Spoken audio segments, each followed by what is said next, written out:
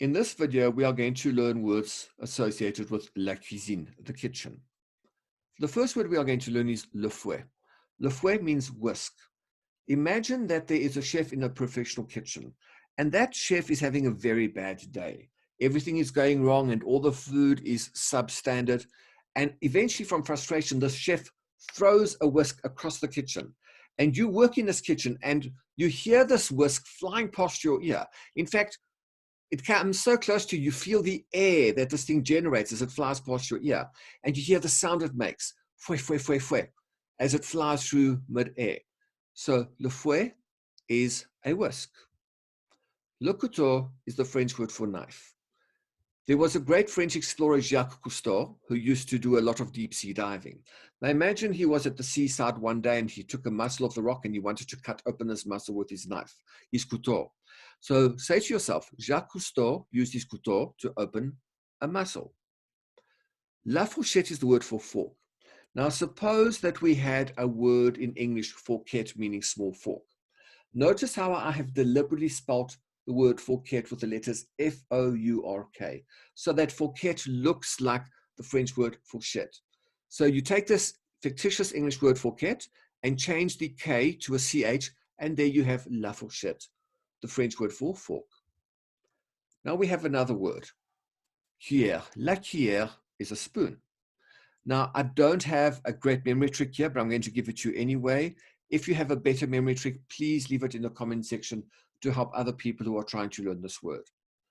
So this is a true story. The word la cuillère was derived from a Greek word. And that Greek word is also the basis of the English word cochlear. And cochlear means shaped like a shell. Some of our ancestors a long time ago used to make spoons out of shells, or used to use shells as spoons.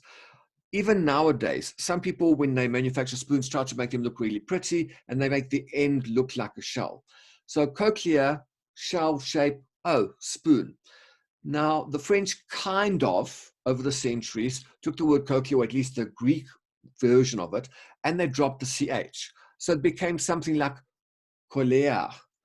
But they then changed the O to the UI, which would have been something like cuillère or cuillère, and they later changed the ending to the R that you see there.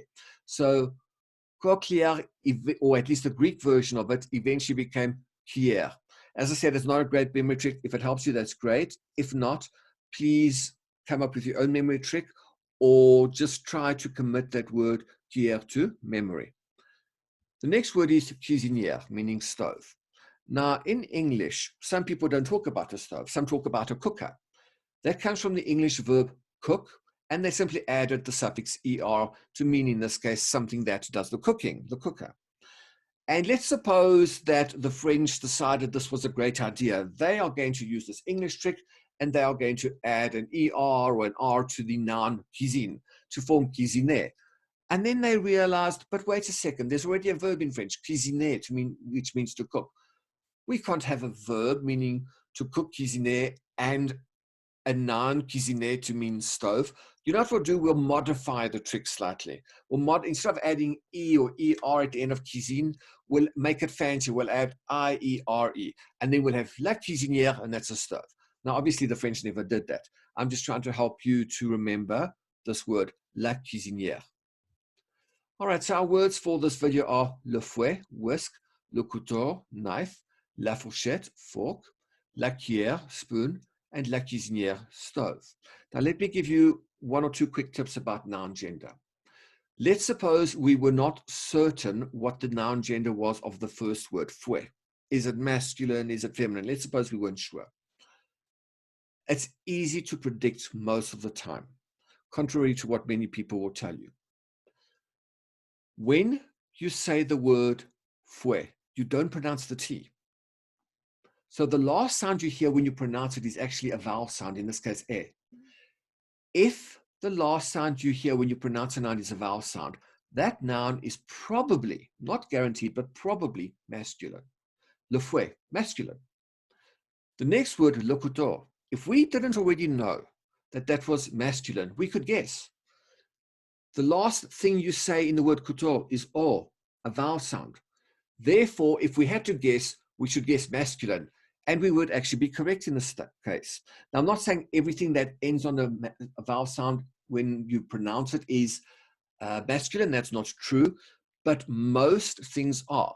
And those things that end on a vowel sound when you pronounce them that are not masculine actually usually have a rule to explain why they are feminine. So do yourself a favor.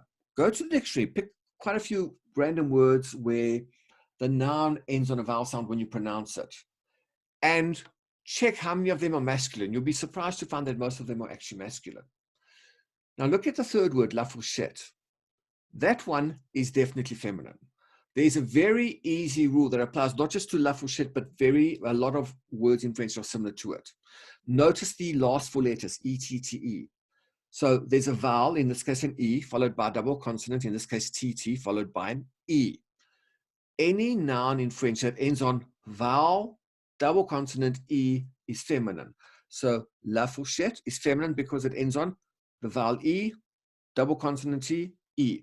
The word bal is feminine because it ends on the vowel A, followed by the double consonant L, followed by an E. The word marmotte is feminine because it ends on a vowel O, double consonant T, E. The word tendresse is feminine because it ends on a vowel E, a double consonant S, and an E. The word ville is feminine because it ends on I, that vowel, and then double consonant L and E. So it doesn't matter if the vowel is an A, an I, an E, an O, a U, whatever it is. It doesn't matter if the consonant that has been doubled is an L, a T, an S, a P, whatever it is. As long as it's a vowel, a double consonant, and an E, then you know with 100% certainty that that noun is feminine. Think about some names in English that are actually also French names. Charlotte, O-T-T-E, feminine. Vowel, O, double consonant T-E. Think about Smurfette, E-T-T-E. Think about Chantal, E-L-L-E. So all these different English names even that we associate with women, they end on, some of them, a vowel, a double consonant, and an E, just like nouns in French such as fourchette and ville. All right, that's it for this video. Well, almost that's it. Let's just quickly look at some things you should try. Firstly, write down the list of English and French words 5 times. I know it's not fun, but you need to do this. It reinforces everything. Write down the words. It helps you to remember. You know, there's the touch, there's the sight. Always do this. Each time you go to your kitchen, use those words. So if you see a whisk, you say, ah, c'est un fouet, le fouet. When you go to the supermarket and you see things, label them. Say to yourself, je vois un fouet, I see a whisk, or whatever it is that you see. Use those words. If you do not use a word, no matter how many times you've tried to learn it, your brain kind of forgets. It really just puts it in a storage place for later use, but it doesn't find that word easily because you don't use it often. You need to use these words. Even if you talk to yourself all day, that's fine. Okay, so I will see you in the next video, and I hope that was helpful.